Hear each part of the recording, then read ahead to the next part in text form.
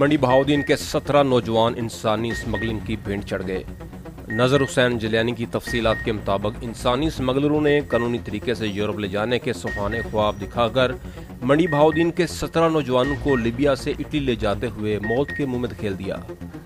معروف قانون دان خرم شہزاد باغا ایڈوکیٹ مچھیانہ کا سگا بھائی ابرار حسین، شعیب صفدر سکنائے چھمو، منیر احمد، فیاض احمد سکنائے حسن، عثمان فاروق، قاسم جاوید، ثقلین علی سکنائے بھکی شریف، کیوان علی، حسن علی، کمل مختار سکنائے باہوال، محمد عارف مدثر علی سکنائے چوڑ دھیراں، محمد طاہر ناصر ملکوال اور محسن اسلم ساکن پنڈی رواں انسانی اسمگلروں کے خونی کھیل کے بھینٹ چڑھ گئے۔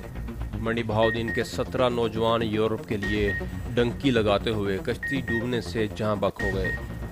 تحقیق کے مطابق 2 سال قبل ڈنکی لگا کر لیبیا سے یورپ جانے والے یہ نوجوان راستے میں لاپتہ ہو گئے تھے۔ لواحقین کے اصرار پر ایجنٹ انسانی اسمگلر نے بتایا کہ وہ جس کشتی میں سوار تھے وہ مکمل ہی لاپتہ ہو گئی تھی اور 2 سال سے اس کا کوئی سراغ نہیں ملا، جس میں دوسرے افراد کے علاوہ ضلع منڈی بہاؤدین کے 17 نوجوان بھی سوار تھے۔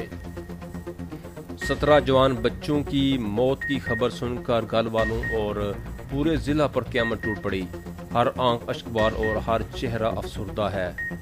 تمام نوجوانوں کی غائبانہ نماز جنازہ الگ الگ ان کے گاؤں میں ادا کی گئی۔ ڈسٹرکٹ بار ایسوسی ایشن منڈی بہاؤدین نے اس خونی کھیل کی سخت الفاظ میں مذمت کی ہے اور کہا ہے کہ ایجنٹ مافیا کسی رعایت کے مستحق نہیں ہے۔ ہم انسانی اسمگلروں کو سزا دلوانے کے لیے ہر ممکن اقدامات کریں گے۔